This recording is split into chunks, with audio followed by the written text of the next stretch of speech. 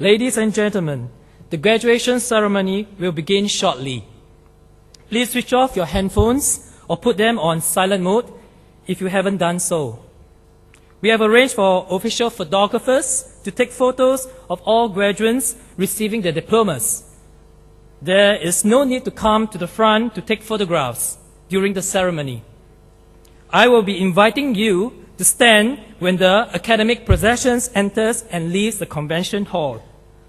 Lastly, dear graduates, please ensure that you have your admission ticket and identity card with you before you join the queue to receive the scroll box on stage. You will be issued with the card, lock-on ID, and password as you leave the stage. Please keep the card as you need it to place your order for photos. Thank you.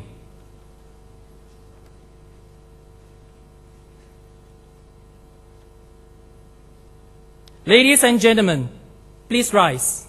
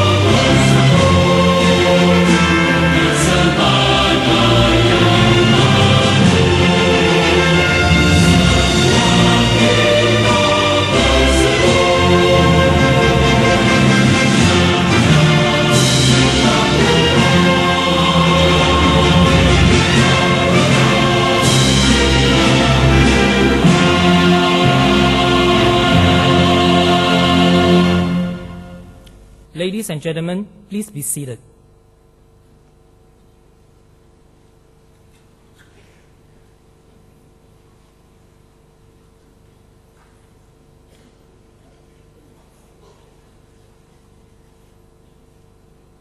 Our guest speaker, Mr. Philip Lim, distinguished guests, ladies and gentlemen, we welcome you to the 51st graduation ceremony of the Singapore Polytechnic. At this 12th session, we will be presenting diplomas and other awards to the graduates from the School of Architecture and Built Environment and the School of Mechanical and Aeronautical Engineering. Our guest speaker this morning, Mr. Philip Lim, Chief Executive Officer of Exploit Technology Private Limited. Mr. Lim joined Exploit Technology in August 2009 as its General Manager and was appointed the Chief Executive Officer in December 2009. During his time there, he engaged extensively with many members of the A-Star community and has led Exploit Technology in a comprehensive review of his role and responsibility, resulting in a significant improvement in its performance outcomes. Prior to joining Exploit Technology, Mr. Lim was the General Manager of the Food Distribution of the Singapore Food Industry, SFI. Since 2007, under Mr. Lim's leadership, SFI Regional Business Development and Food Trading Business enjoy an annual revenue of well over $100 million, I beg your pardon. Before joining SFI, Mr. Lim spent 20 years with the Ministry of Defense, where his last appointment was as Brigadier General, Head Joint Logistics, and was the leading senior specialist on logistics and engineering matters. He was also the Chief Logistic Advisor to the Chief of Defense Force. Mr. Lim graduated with a Bachelor of Science in Mechanical Engineering with honors from from National University of Singapore. He also holds a Master's of Science from Cranfield Institute of Technology in the UK. He attended the Harvard Business School program for Management Development in 2001. Mr. Lim received a Master's in Business Administration degree from the National University of Singapore in 2008 and was awarded the Chua Chuneng Gold Medal for Academic Excellence. In recognition of his significant contribution to the Singapore Armed Forces, Mr. Lim was awarded the Commentary Medal Military in 1995 and the Public Administrative Medal Service Military in 2004. It is now my pleasure to invite Mr. Philip Lim to deliver the graduation address. Mr. Lim, please.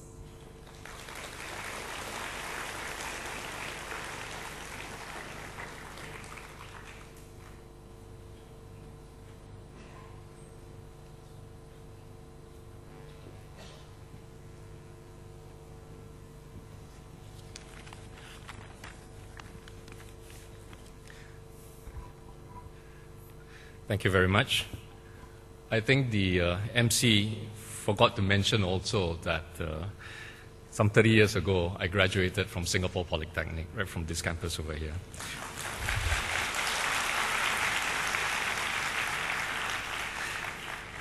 Something that I still hold in great significance up to today. Mr. Tan Han Cheong, Principal of Singapore Polytechnic, parents, graduates, distinguished guests, ladies and gentlemen. Good morning to all of you.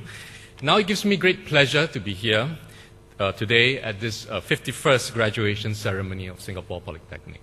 First of all, congratulations to Singapore Polytechnic for having come this far and making such a significant contribution to the education landscape here in Singapore. It's an institution in itself. And also congratulations to all the graduates here. This is a significant point in time in your development and in education, and also to the parents, congratulations for having contributed to this entire process. Well, looking forward, what's going to happen?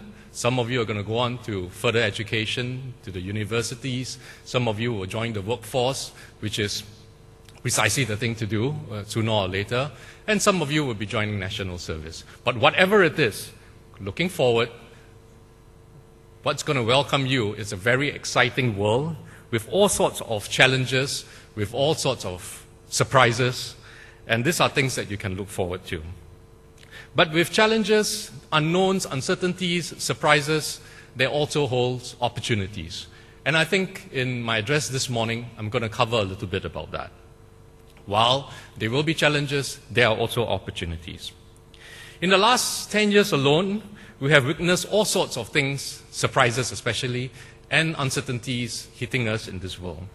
Well, you have the 9/11 issues, SARS, financial crisis, subprime, and things like that. But every time something like that hit the world, somehow the economies recover and we do better, and we bounce to the next high.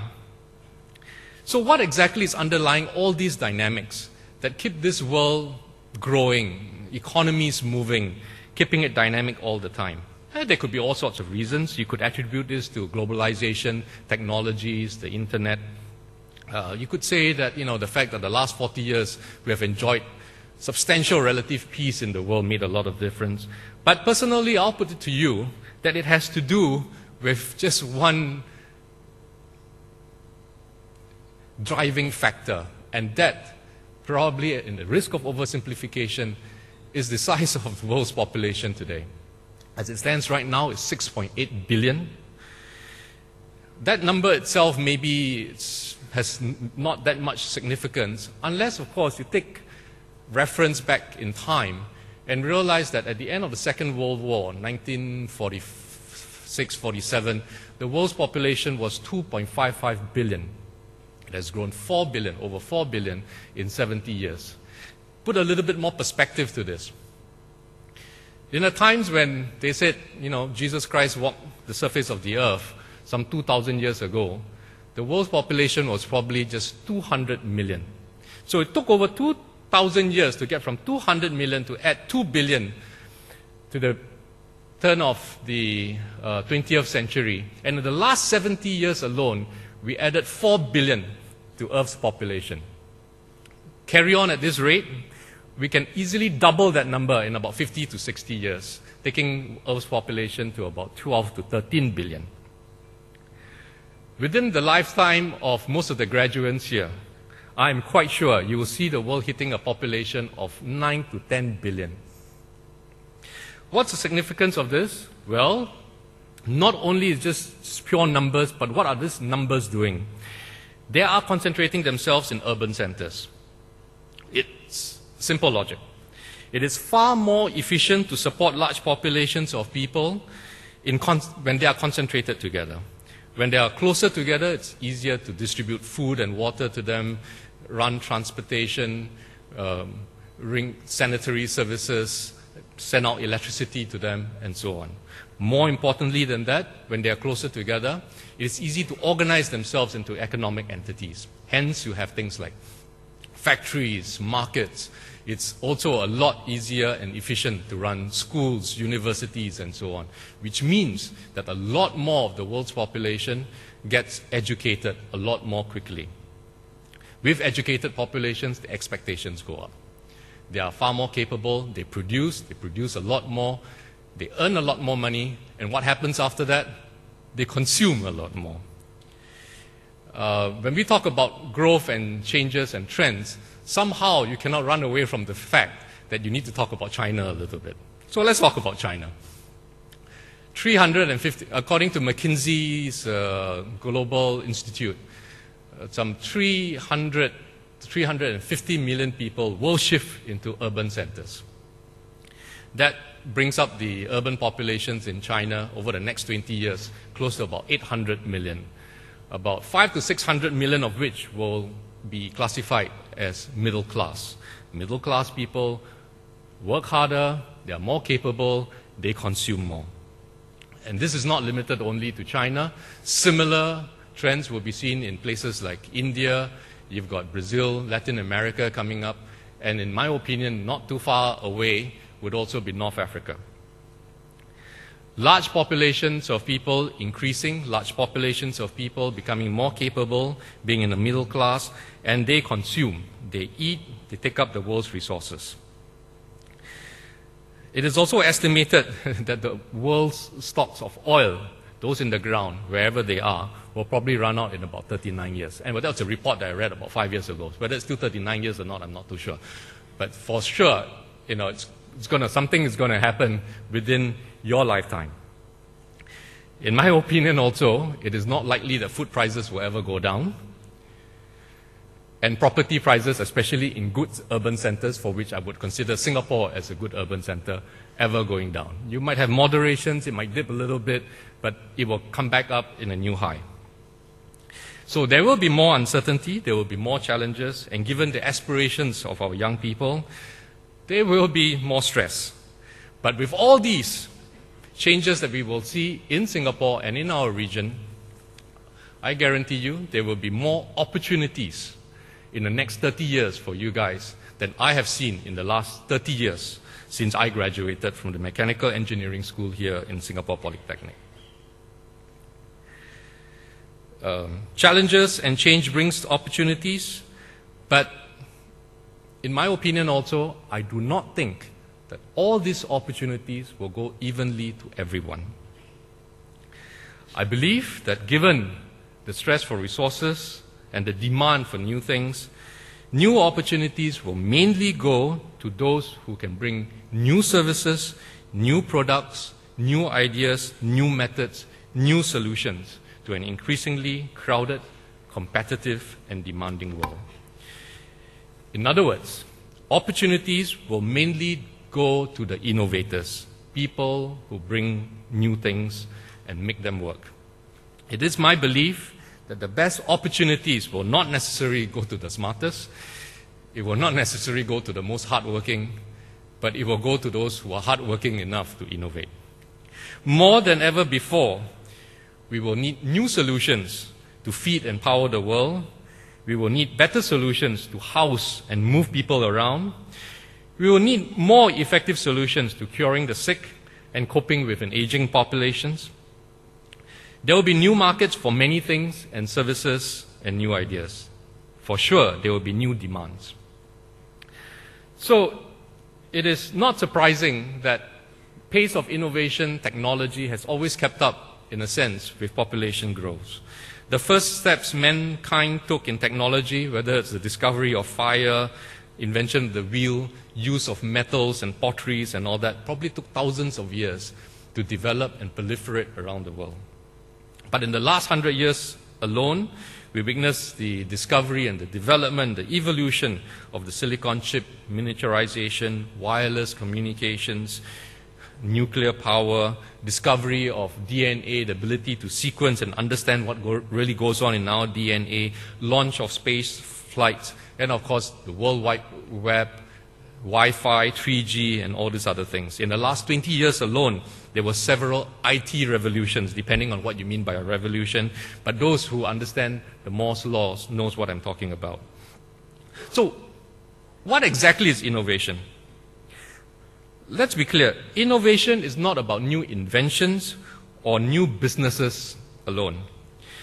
It is not something that is reserved for the Einsteins, the Steve Jobs, or only people with PhDs.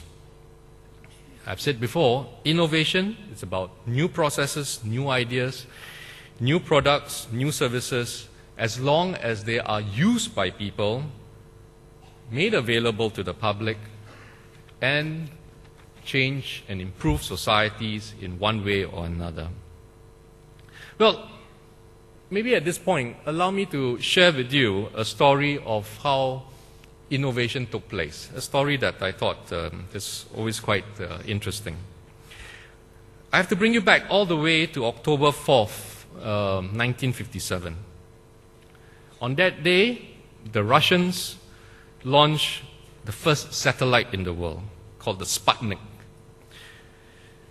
Two young, rather idle and bored scientists in USA, in a place called the Applied Physics Lab in Maryland, which is part of the Johns Hopkins University. They were sitting by in their coffee table, having lunch, chatting a little bit, and of course lamenting that the Russians beat them to the satellite. So they asked themselves if they could shoot down the satellite. Not so easy. The technology has not been developed yet.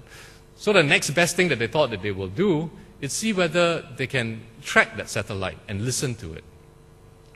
They are not in the satellite business. There was this guy who was doing microwave technology. He said, well, I'll take out my microwave antenna and see if I can pick it up. After a couple of afternoons, yes, he managed to hear those little beeps coming out from that satellite. And he realized that from the frequency of those beeps, using the Doppler theory, he can actually figure out the distance between where they are and where the satellite is. And then he figured out, why didn't he ask another idea? Can we figure out exactly where that satellite is? He called up his friend, who also had an antenna on another part of USA.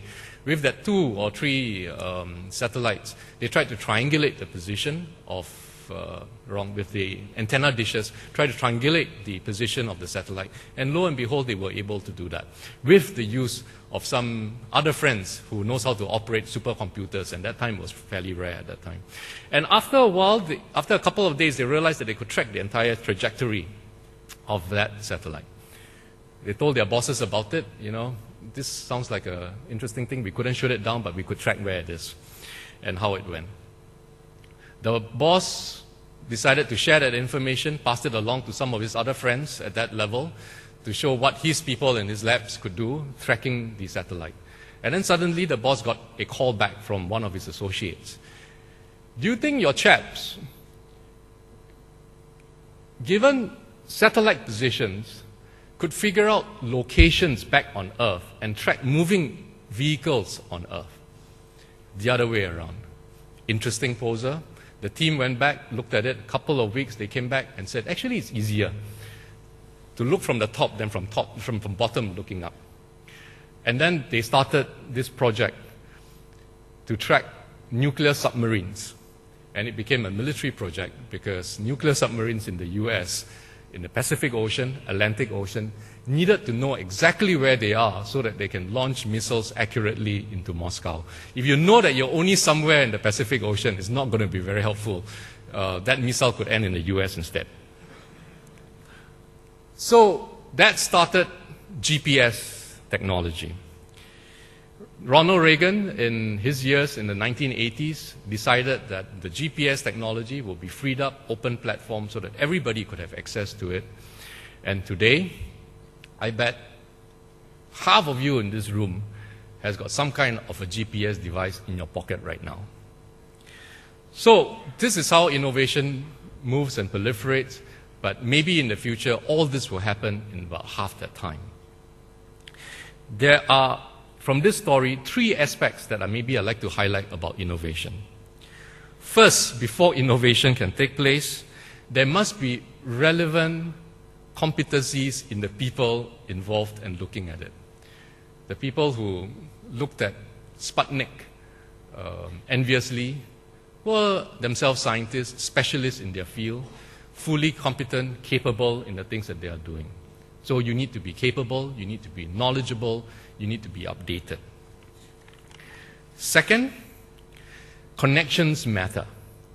Each one of those scientists in that applied physics lab on their own probably would not have been able to come up with the idea, only because they were sitting together, different people, interdisciplinary, different sets of ideas and competencies, putting those ideas together in some form of connectivity, sharing that information, allowing information to come back to you, new ideas, new possibilities, and that's where they develop new discoveries.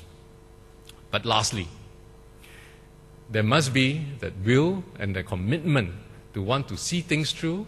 Sometimes it's only a side job, sometimes only a sideline, a hobby, something that you do only in the evenings. But it needs to be pursued with commitment. It needs to be pursued relentlessly before you can come out with some results. And quite often you will fail, but it is in those failures that you learn new things and you come off better.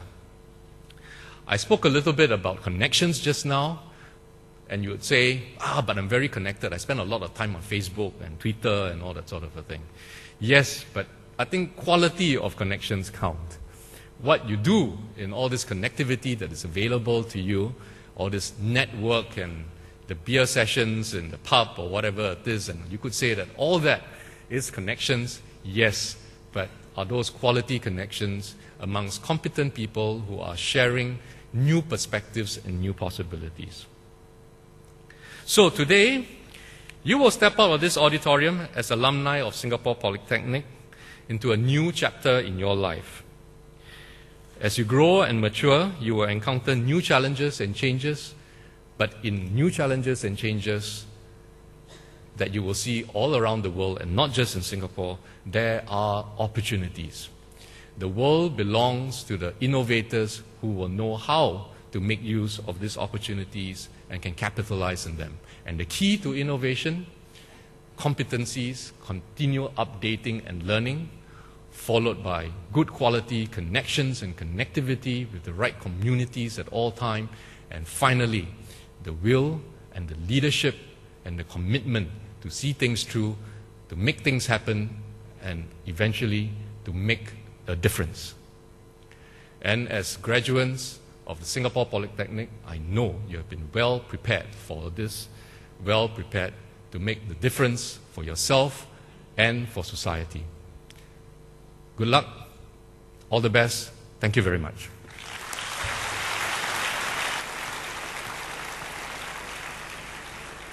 Thank you, Mr. Lim.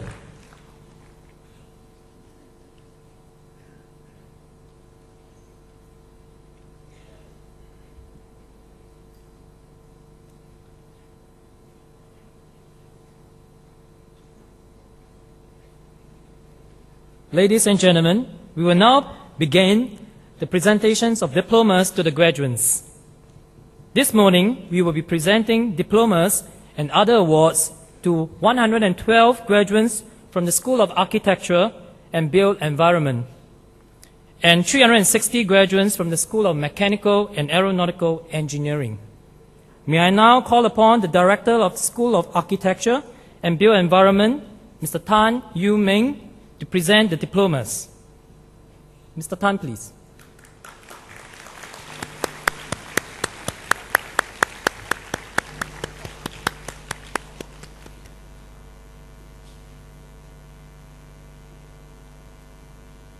Ladies and gentlemen, graduates for the Diploma in Property Development and Facilities Management. Adli Nohilmi bin Salan.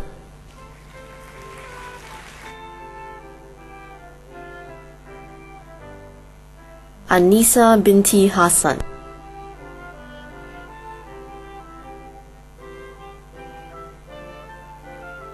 Bei Li Feng, Shirley.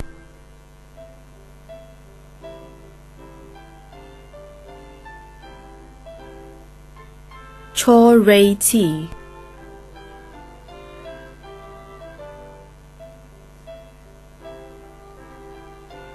Chen Min.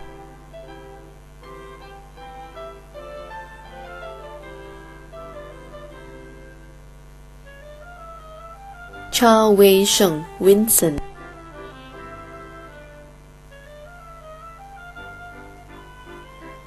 Chu Wen Tai.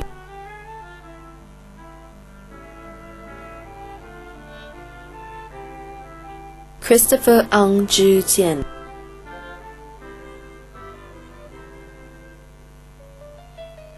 Chua Shi Ti.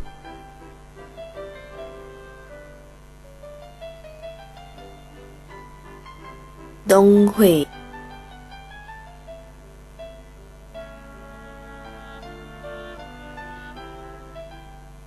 Fan Ka Ching.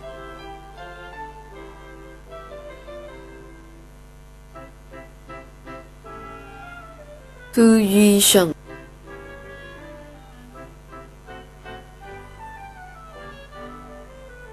Gou Shang Chuan.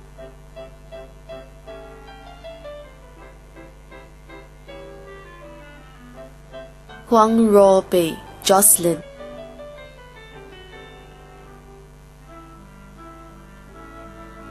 Jessica Ang.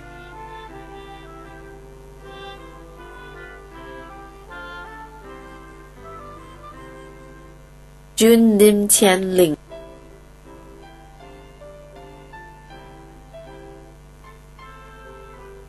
Kou Shi Ni.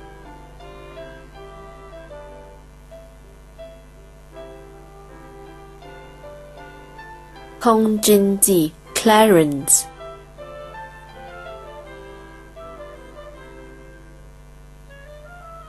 Lo Hui Ming.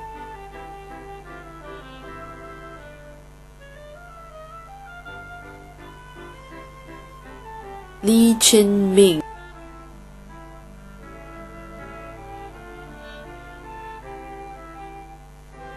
Li Kang Yao.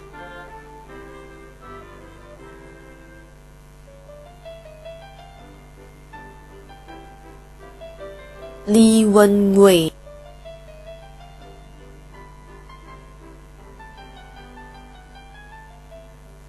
廖俊清 Alvin、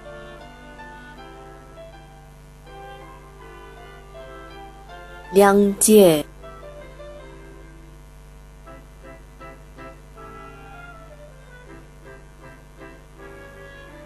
刘金云、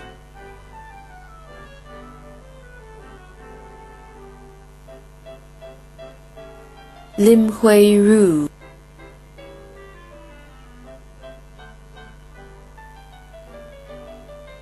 林卡义 Jody、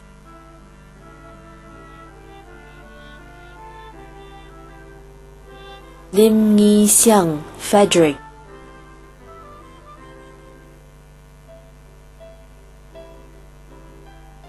林荣元、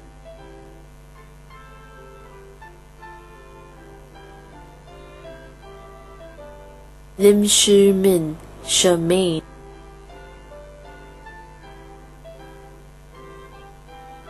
林义荣、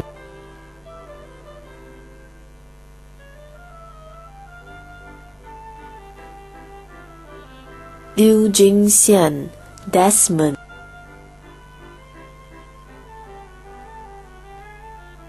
罗伟玲 Yvonne、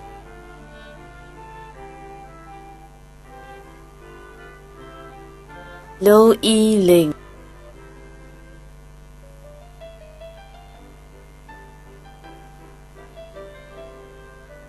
罗婉婷、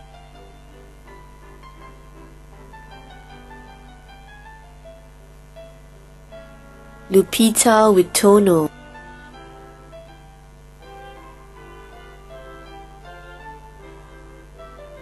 马文佳、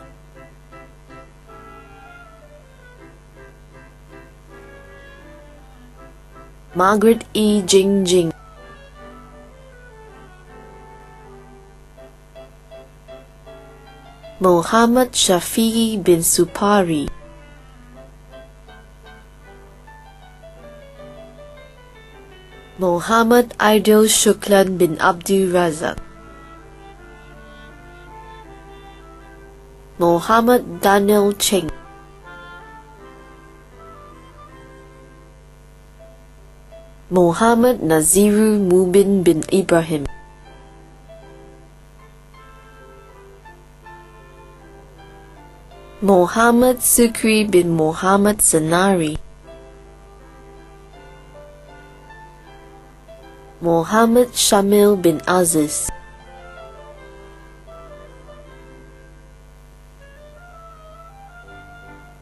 恩惠气、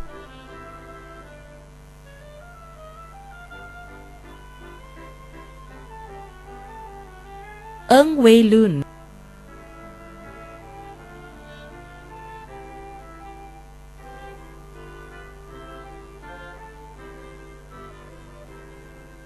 恩玉俊、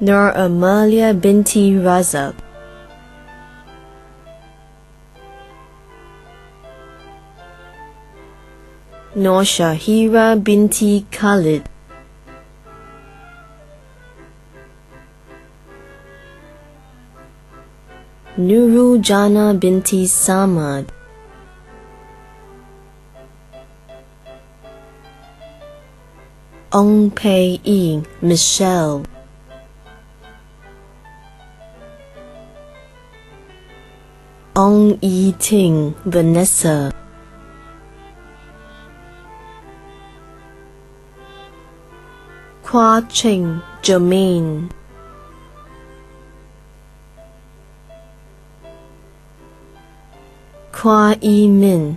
Jacinta、Raina Liu Jiaping、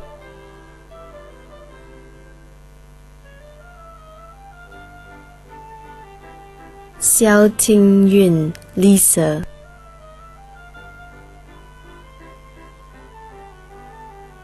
施韵仪 Rachel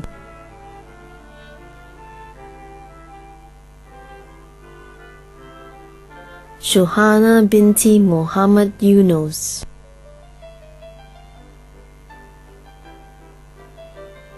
萧欣宁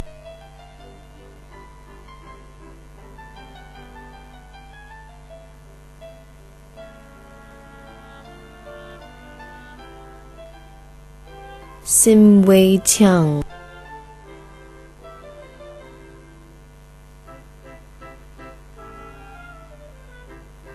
辛曼蒂 Vanessa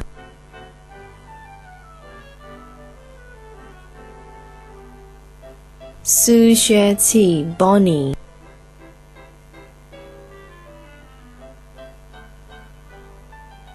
Syed Mamdu bin Syed Taha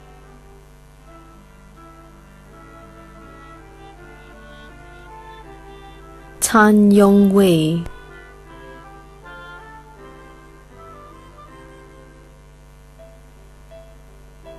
Han Yung Ching Christopher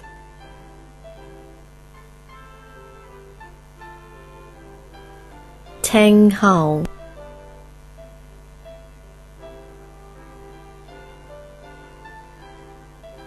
听慧娟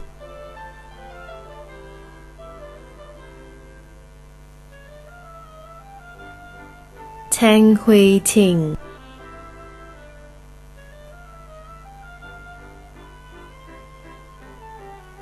邱丽婷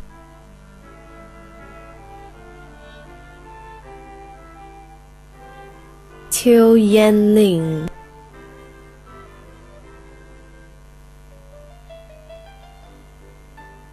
邱燕如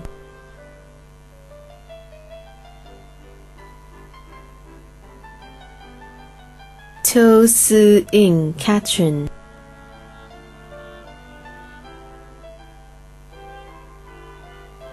汪俊义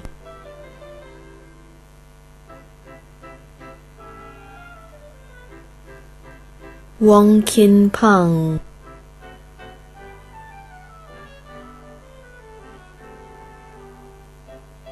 尤慧文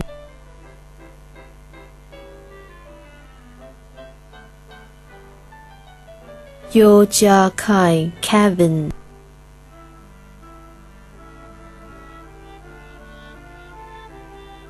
于晨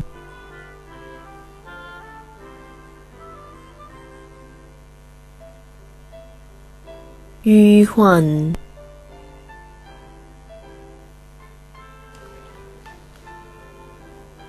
朱双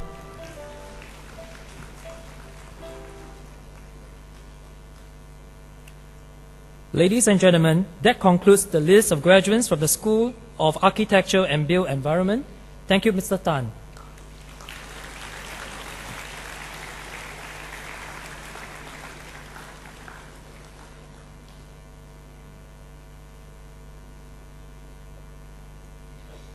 Ladies and gentlemen, we will now present diplomas to the graduates from the School of Mechanical and Aeronautical Engineering. May I call upon Dr. Ng Eng Hong, Director of School of Mechanical and Aeronautical Engineering, to present the diplomas. Dr. Ng, please.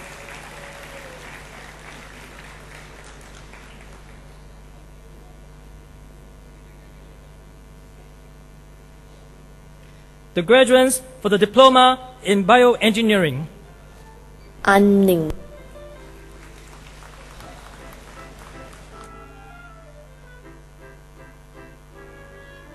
Anthony Lin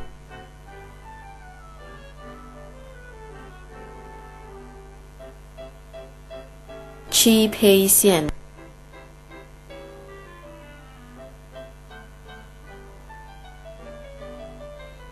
Cheng Mei Ling Sherlin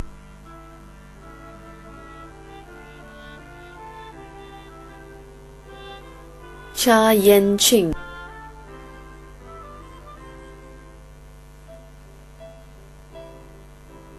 Debbie Lim Chin Hong,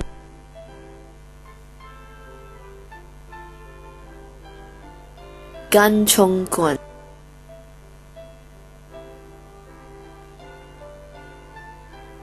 Go Yong Sing,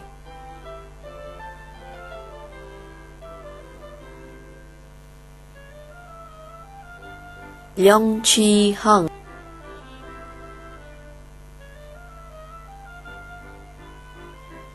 Madeline Ko Chen Vun,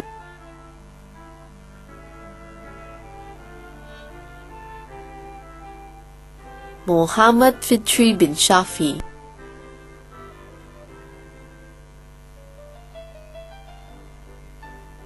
Mohammed Shafiq bin Saini,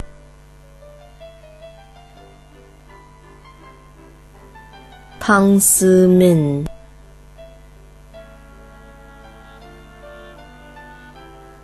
Tom Ju Tong,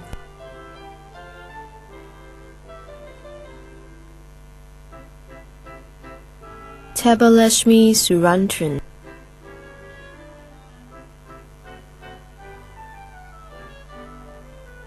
To Chin Hua,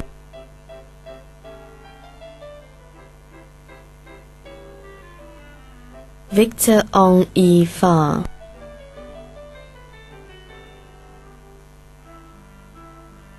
Yo Jing Yi,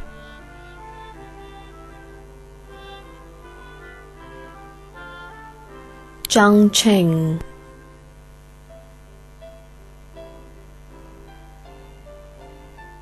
Zhao Lin,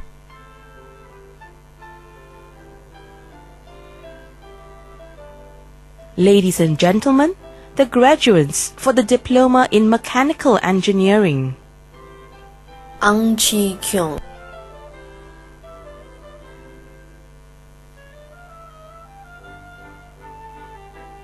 Chan Adnan Arif bin Hussein Abdullah Chan,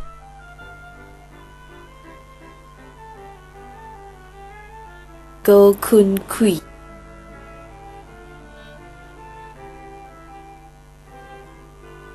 Ewan Winata,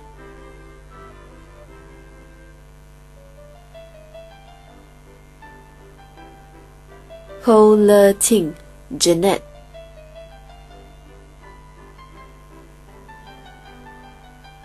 Lee Shu Min, Zachary,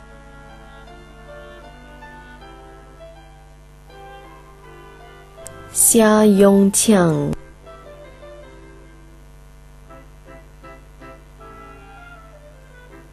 Sim Yen Lin,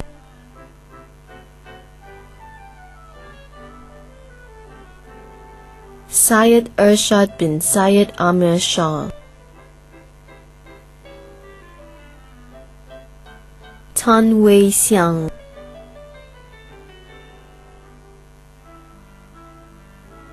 Teo Ka Rong, Alexander,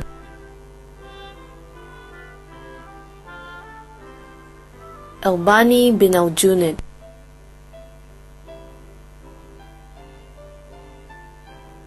Elvin Yuan Bo Xiang,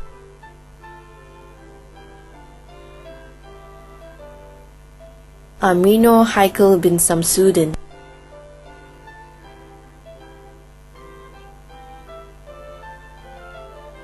Ang Kun Hao,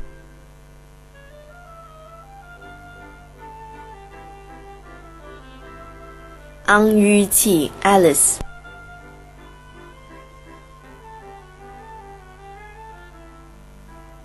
Ashraf bin Mustafa,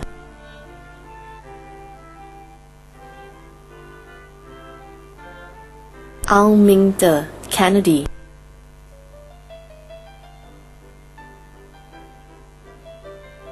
Al Wen Wei,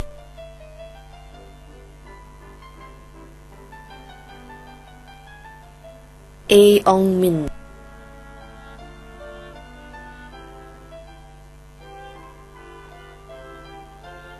Barudin bin Hassan,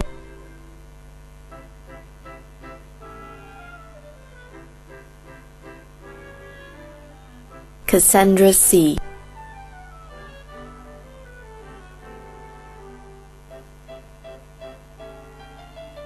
Chan Chi-yong,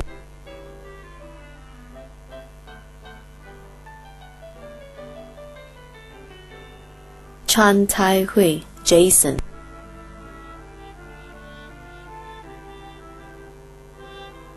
Chang Jia-feng,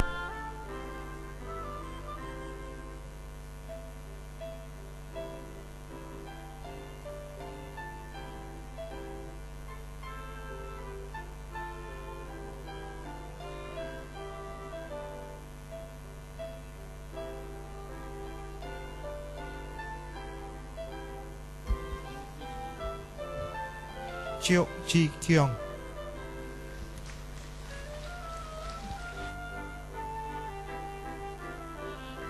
Chu Zhi-yun, Galvin,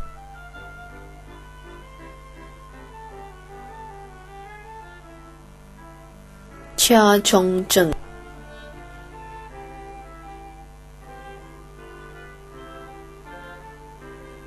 Ching Jin-kai,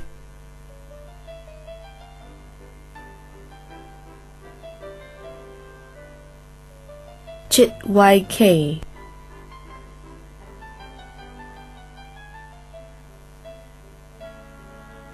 Chong An-tai,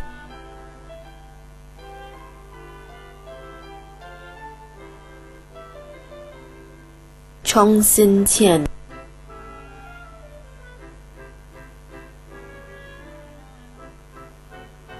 Chu Wei-yang, Colin,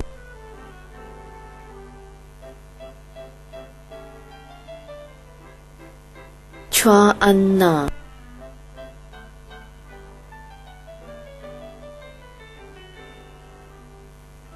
Chua Kian-kok,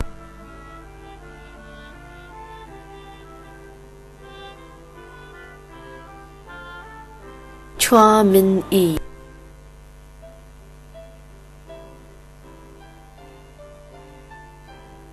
Chua Yu-hua,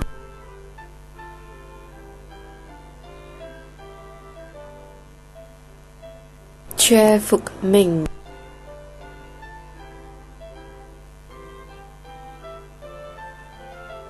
Daniel Lim Zi-chao,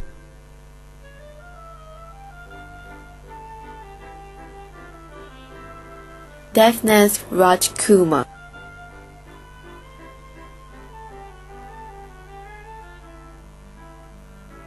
Zulkifli Muhammad Akbar Ali,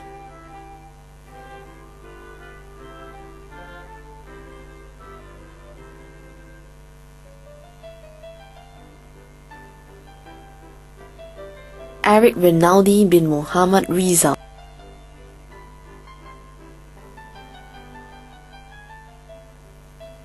Fairuz binti Bashir,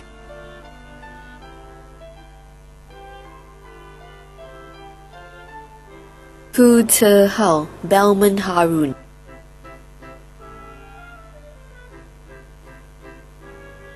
Gan Min,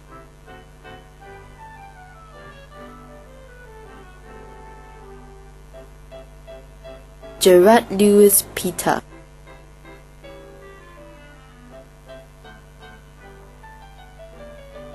Go Pia Wee,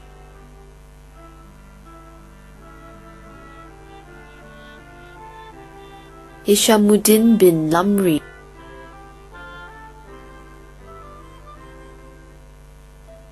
Hao Fu-rong, Benjamin,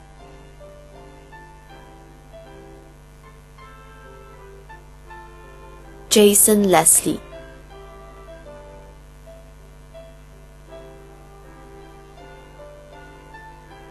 Jason Ng Jie Sheng,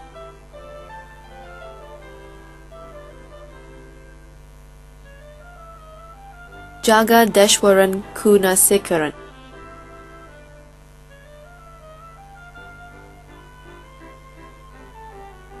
Jen Yifan,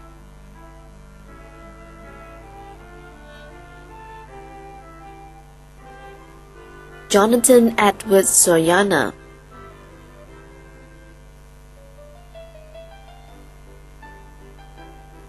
Junitalia Tan,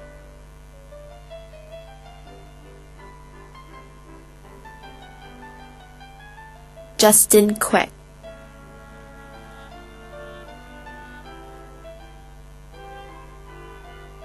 Hirin binti Kasmat,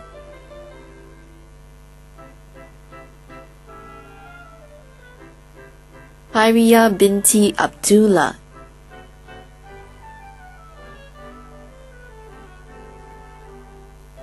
Shen Kenneth,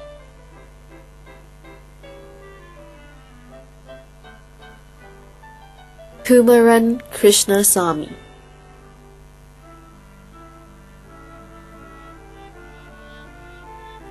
Ho Swa,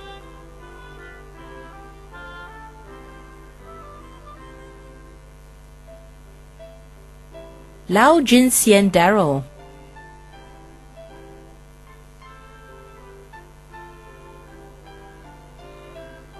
Lee Hong Hui,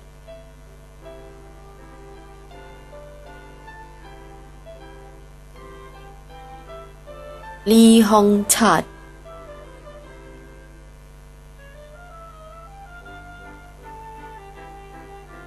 Lee Wei Jian, Edwin,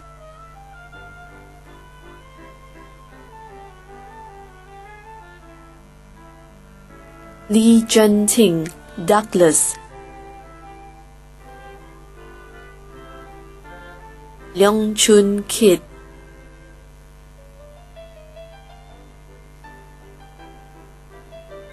Lee Cheng Yao,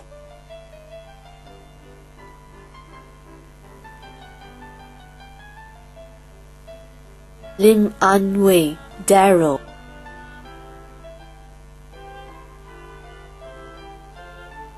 Lim Chuan Tin,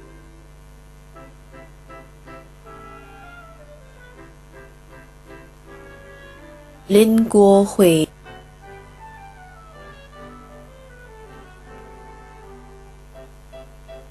Lo Jun Xiong,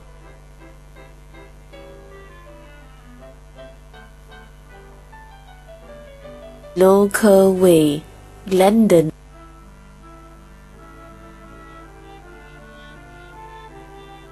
Lo Mei Liang,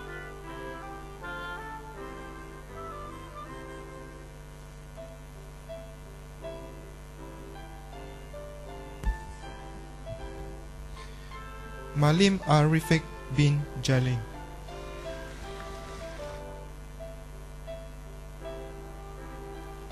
Muhammad Fadli bin Mir Mahmud,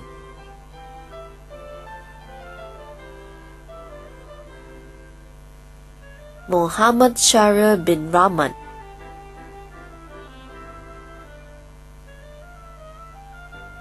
Muhammad Taufik,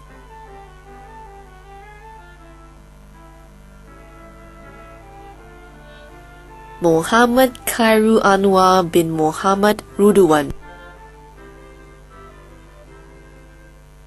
Muhammad Shafiq bin Abdul Jali,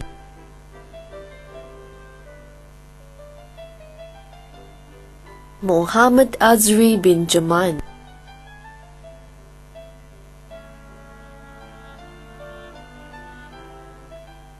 Muhammad Fahan bin Nordin,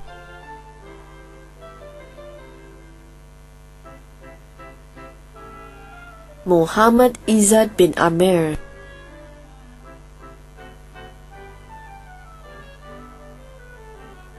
Muhammad Shahada bin Syed,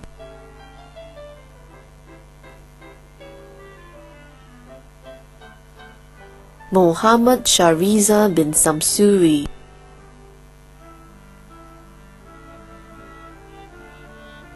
Muhammad Fahmi bin Johari,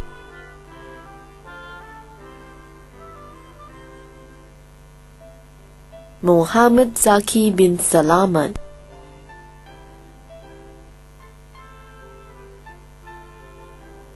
Muhammad Muhyiddin Abdul Qadir,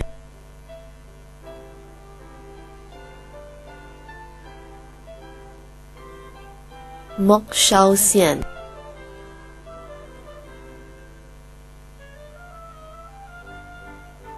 Muhammad Khairu bin Ibrahim,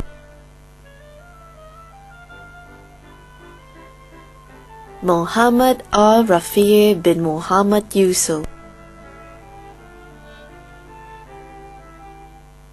Muhammad Arif bin Abdul Salim,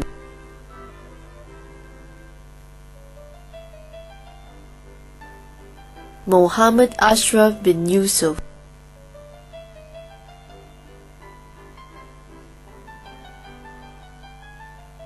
Muhammad Ashraf bin Norja Yusuf,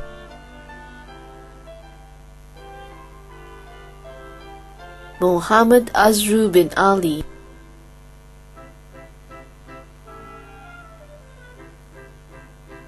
Muhammad Faisal bin Abdul Rahman,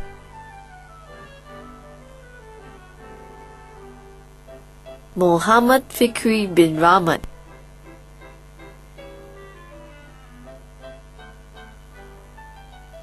Muhammad Ihsan bin Ahmad Basir,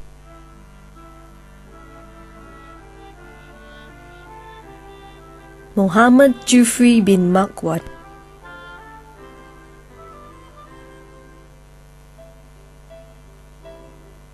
Muhammad Kadir bin Muhammad Supi,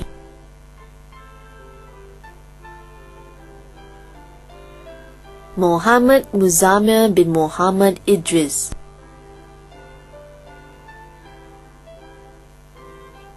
Muhammad Nazri bin Senin,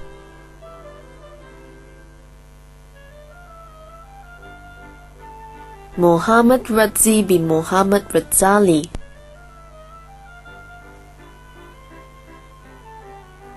Muhammad Ridwan bin Abdul Hamid,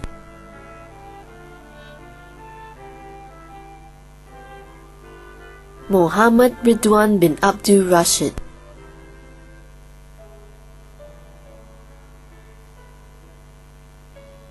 Muhammad Shawa bin Sufunan,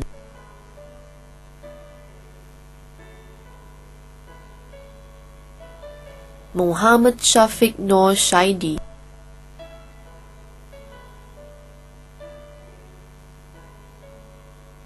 Muhammad Shami bin Muhammad Sazali,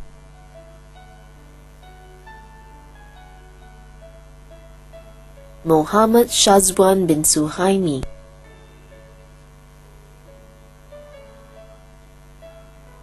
Muhammad Yusri bin Johari,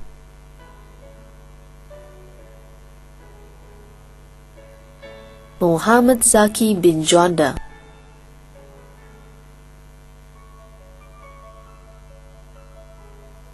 Muhammad Zaki bin Hussein,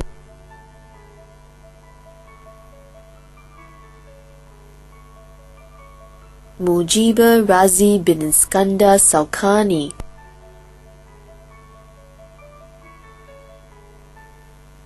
Moimun Tu,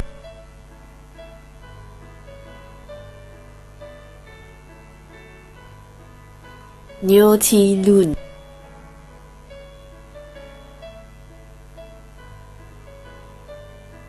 Ng Ki Ming Aaron,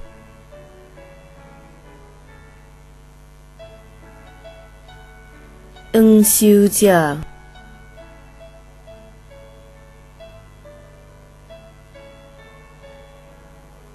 Ng Yue Xiang,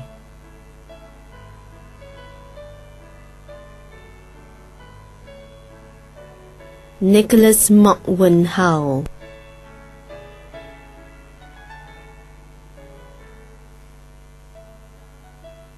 Nigel Mok Jia Ye,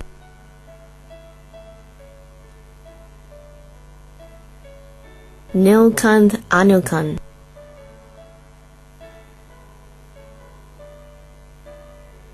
Nizam bin Muhammad Sultan,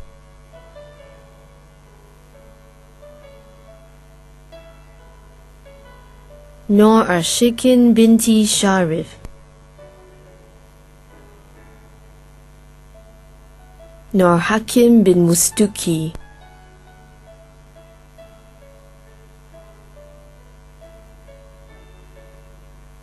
Noor Adila binti Nazli,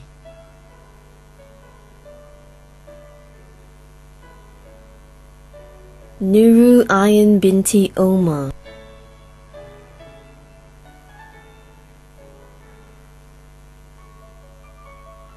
Omar Muhammad Hanifa,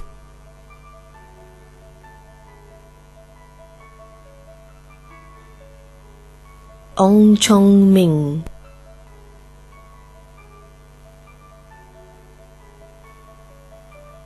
Ông Wei Jie,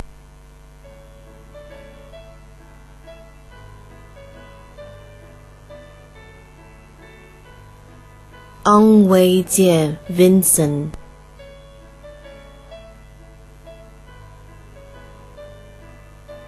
Ông Wen Rong,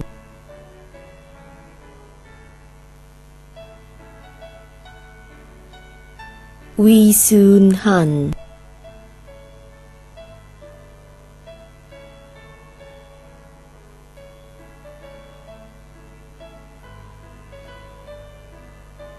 Hung Ya Shen Sharon,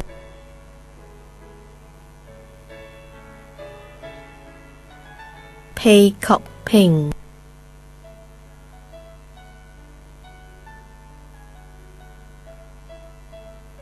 Hung Po Liang Eric,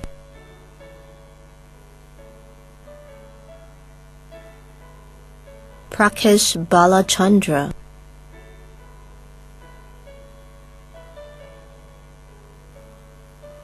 Pravin Pranavas,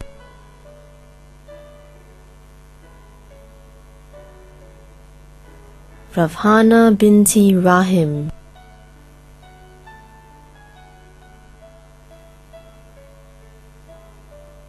Ramase Chandra,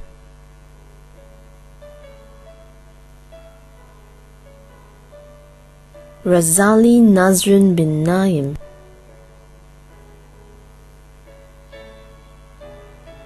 Rushdi bin Basri,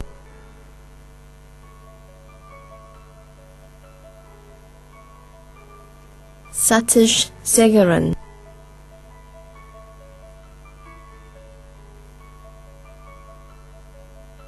Xia Bunping Jensen,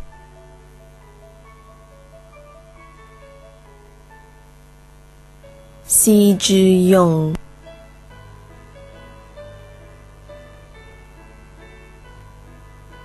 Xiang Xuan Yu,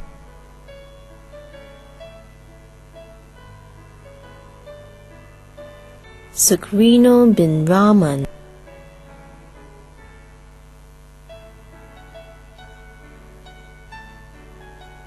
Surya Murti Siva Gurunathan,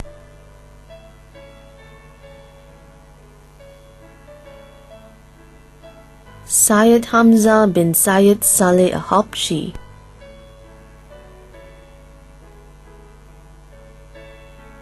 Tan Jie Ming,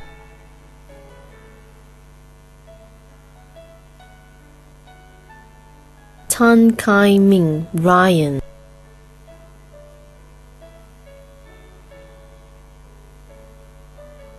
Tan Swan Hume,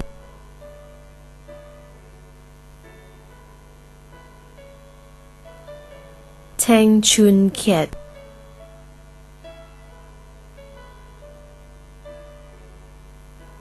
Tang Jian Li Aloysius,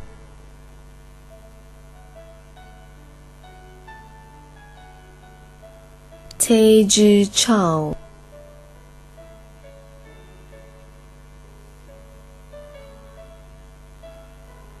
Tae Kai Wen,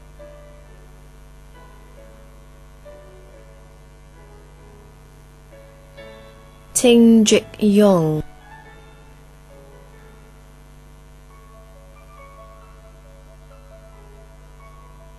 Teo Wei Sin,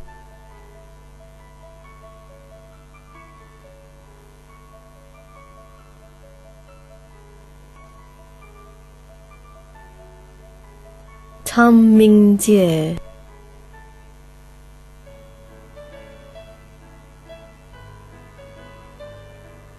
Tan Wei Sin,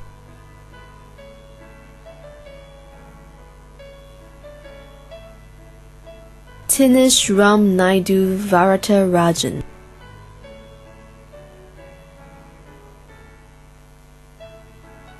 Tiang Chuan Cheng,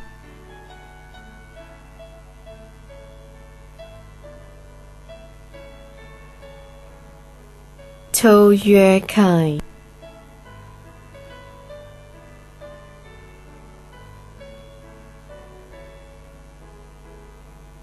Fanny and Granny.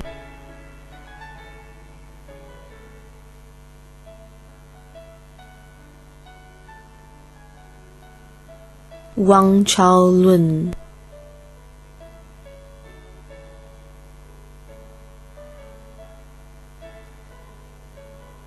Wang Zhenshan.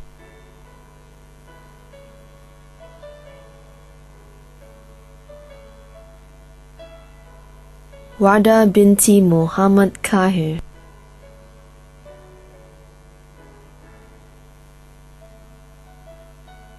Win Johnson.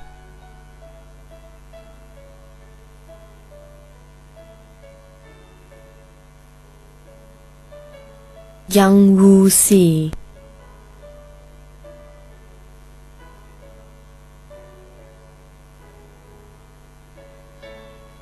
Yazid bin Abdurrahman.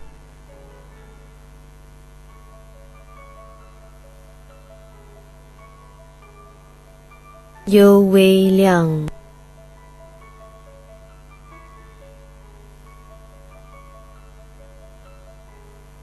Yung Renhua.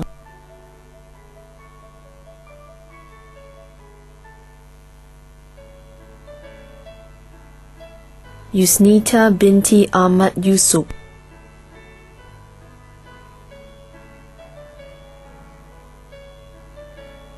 Zulaika binti Umar.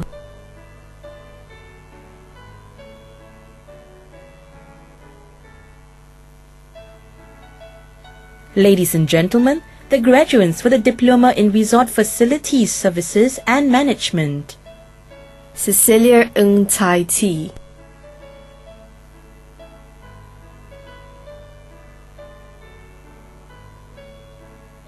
Chu Jia Qian.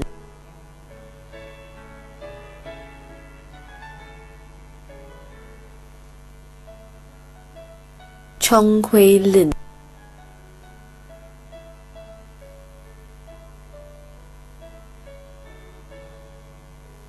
Wu Qin Jian.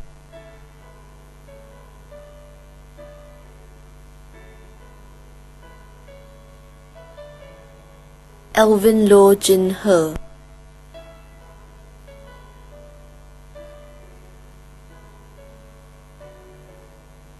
Chan Ziyu.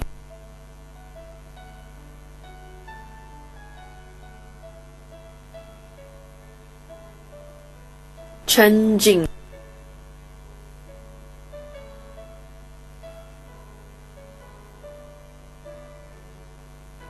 Chen Xihua.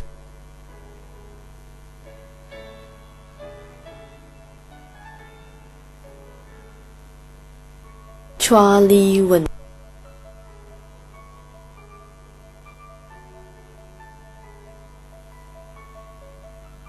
Alan Wong Po Yok.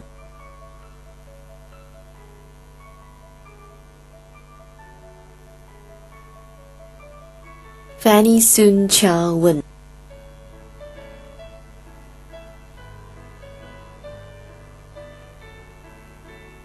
Fong Lin Jia.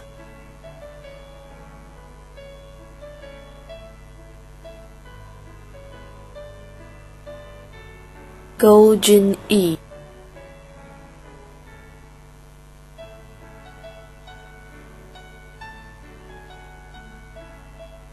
Heng Ming Wei.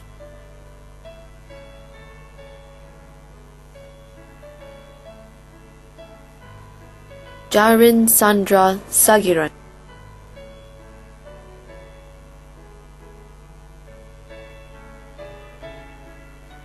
Hok Jin Yi.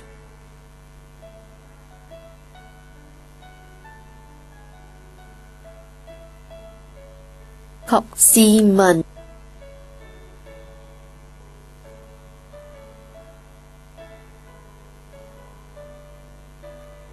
Kwok Wen Wai.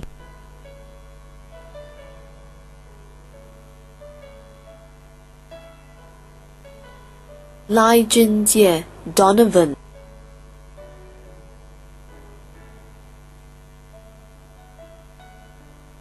Li Jian Sheng Jeremy.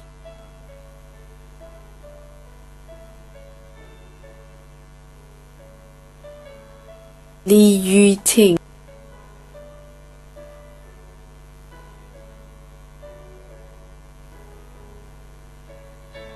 Liu Chaoyan,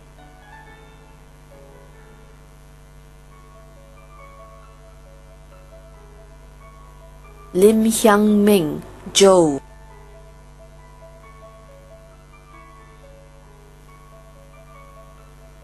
Lim Jiaming, Lionel,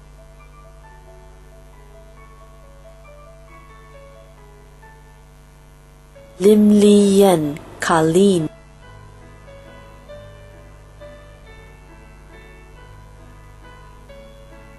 Lim Lizhi, Nina,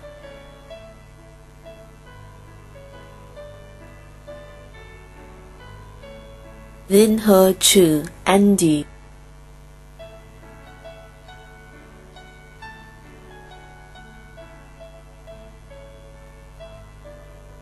Lục Bi Nguyen,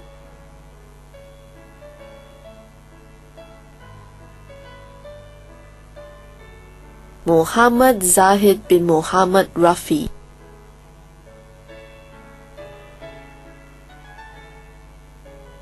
Nien Chun Bun,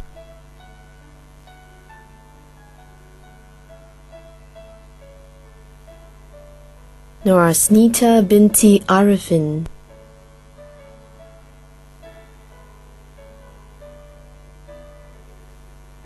Nor Sabrina binti Omar,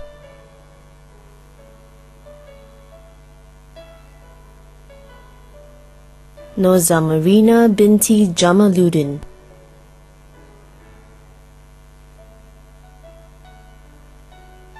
Nor Laila binti Tugiman,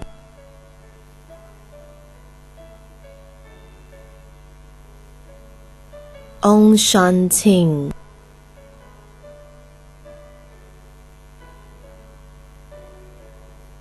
Ao Hui Sin Joanne,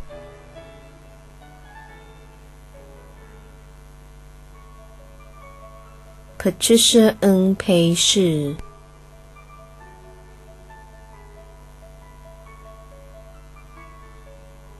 Shemaine Zhi Shu Man,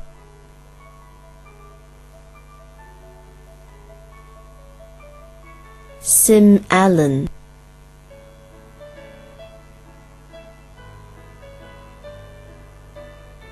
Siti Noraisha binti Homaidi,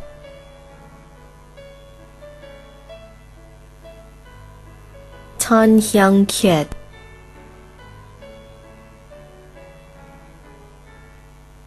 Tan Junjie Jackie,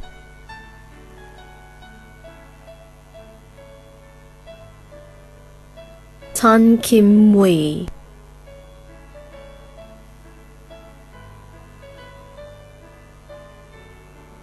Tan Zhongjie,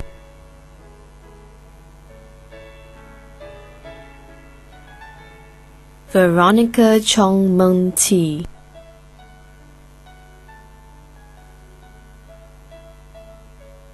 Wong Ka Wang Felix,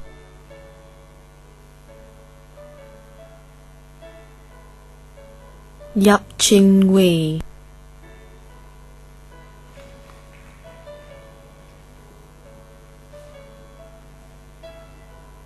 Yo Hui Fang,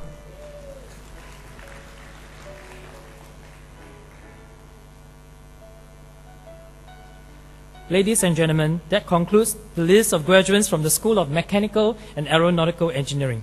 Thank you, Dr. Ng.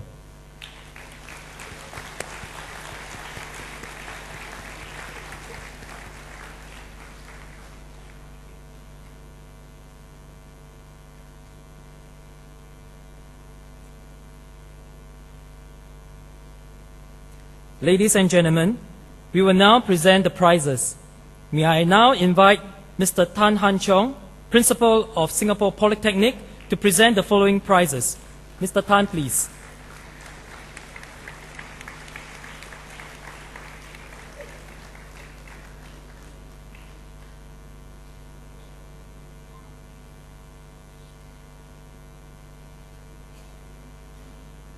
From the Diploma in Property Development and Facilities Management course. Receiving the Davis, Lantern, and CR prizes are Go E Ting.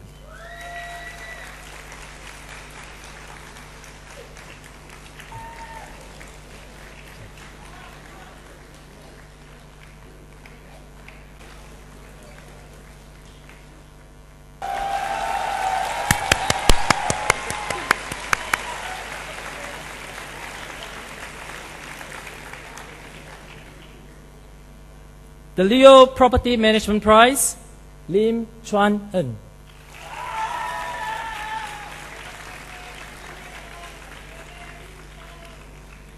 Receiving the Ryder Levitt Bucknell prizes, Leona Lim Zihui.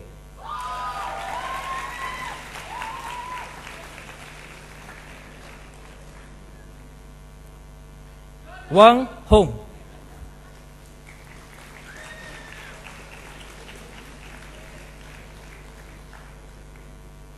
The CPG Facilities Management Prize, Muhammad Maskufa Shan bin Muhammad Noor.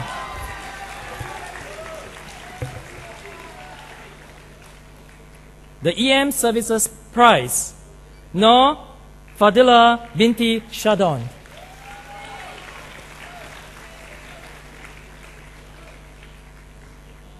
The Singapore Contractors Association Prize, Larissa Wong Shuting. From the Diploma in Bioengineering course, the CAD IT Merit Award, Ye Tazat Ong. From the Diploma in Mechanical Engineering course, the Mascot Merit Award, Anthony Ko Bun Kiang.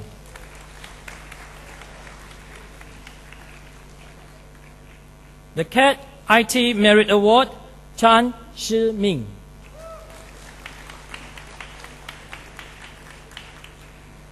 Receiving the Makino Asia Prize, Isaiah Chua Jin Jia Chin.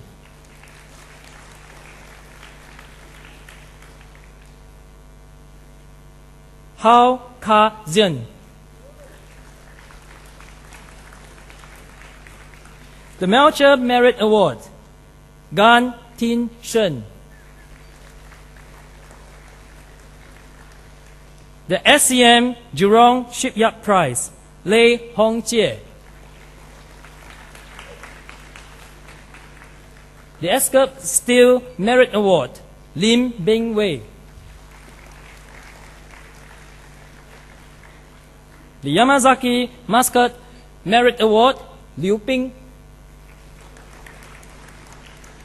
The Glasgow Slim Clean Merit Award, Nicholas Chan Yit Ju. The Sinclair Knight Must Merit Award, Ong Jin Xiang.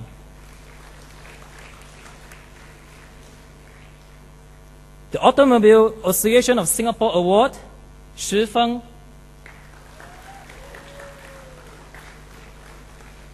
The Trump Innovation Award, Jonathan Tan Jisen.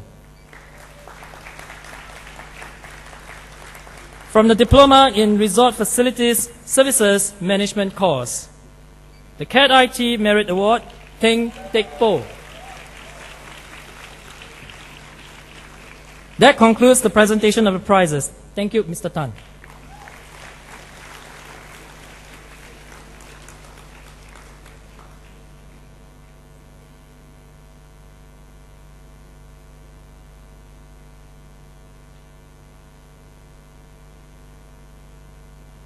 Ladies and gentlemen, we will now present medals to our top graduates for excelling in their course of study.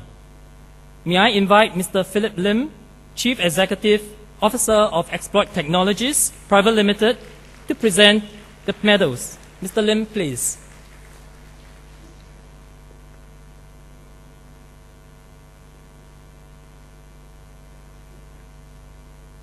From the Diploma in Property Development and Facilities Management course, the CPG Facilities Management Silver Medal, the EM Services Medal, Prize, and the Singapore Institute of Building Prize are awarded to Christina Quek Mei Ling.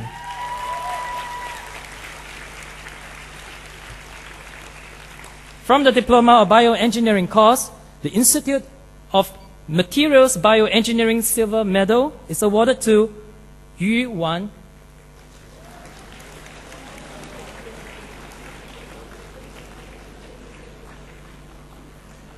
The Biomedical Engineering Society Singapore Gold Medal is awarded to Lo Chiu Mei.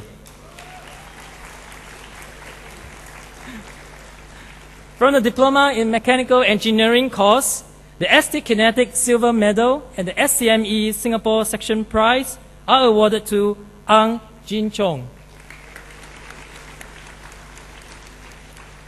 The Star Control Engineering Gold Medal and the Institute of Engineers Singapore Prize are awarded to Tan Jik Yang.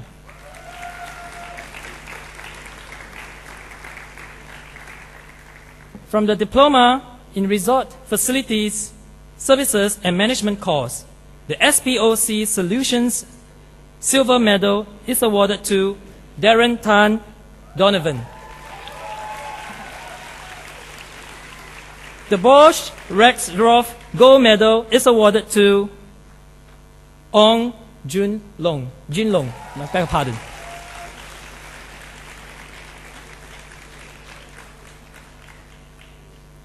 That concludes the presentation of the top medals. Thank you, Mr. Lim.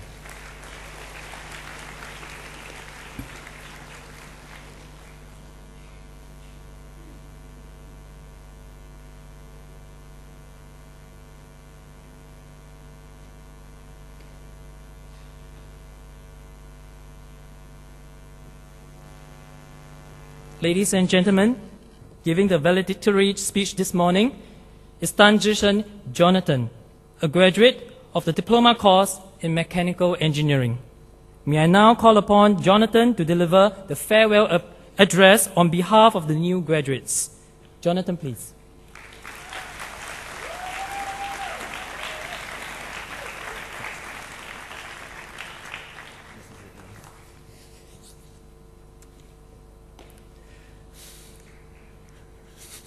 Thank you. A very good morning to Mr. Philip Lim, Chief Executive Officer of Exploit Technologies Private Limited, members of the Board of Governors, Principal, fellow graduates, ladies and gentlemen. It is indeed a great honor to give this speech on behalf of the graduating class. Stepping into Singapore Polytechnic for the first time as a student was definitely a different experience for me.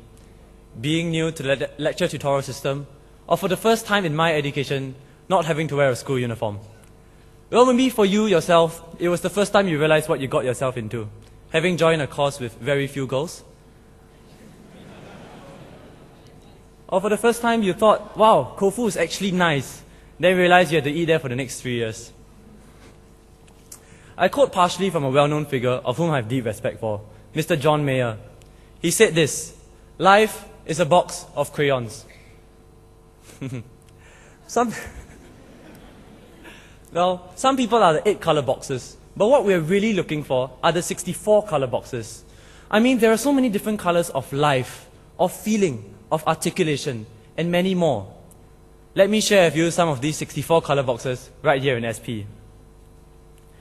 To my year 1 classmates with whom I've shared so many colorful moments with, I thank you for the fun and laughter we've shared, and the many, many, many Seoul Garden Buffet outings that we've had. Yeah. For my year 2 and year 3 classmates, I'll always remember you guys for the stayovers we've had in school, gaming the night away, ordering for each of ourselves a large pizza, and taking refreshing showers at 4 AM just because we could. Well, not forgetting the support that we've given each other through the trying times of our final year projects, our exams, and the World Skills Singapore competition. As I have talked about how people have played such a crucial role in my life, it is with a heavy heart that I bring to mind my year 1 classmate, Cindy. Cindy indeed was a colorful individual. She was a bubbly girl who never failed to bring a smile to the faces of the people around her. She passed away very unfortunately in a car accident last year. But she continues to live on as a constant reminder for me, no, in fact for all of us, to treasure the people that we have. I would like to take this time now to thank a few groups of people who have been these 64 color boxes in our lives. For our families, who have given us the best support we could possibly ask for. For our lecturers and TSOs, who have patiently imparted knowledge unto us. And for our dear friends, the person sitting next to you, down the row, or even across the convention center. These are the people who have journeyed along with you on this road for the last 3 years. At this point, could I invite all graduates to put your hands together for the people who have filled your otherwise grayscale lives with color.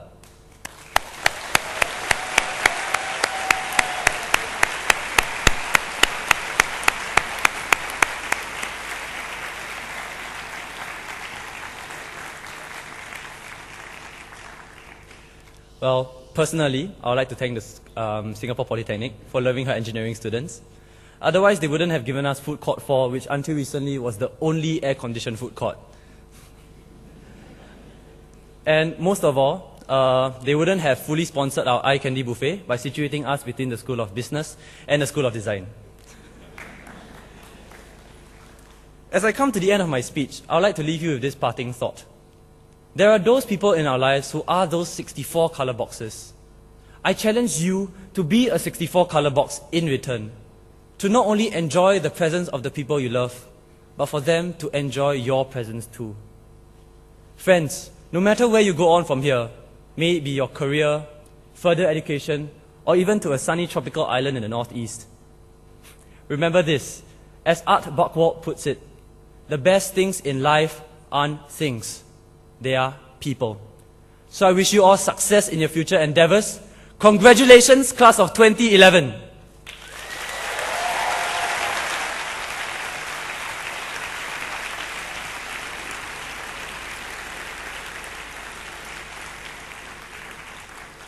Thank you, Jonathan. What a wonderful speech. Ladies and gentlemen, the graduation ceremony is now adjourned. May I invite all to stand? The procession groups will now leave the convention hall.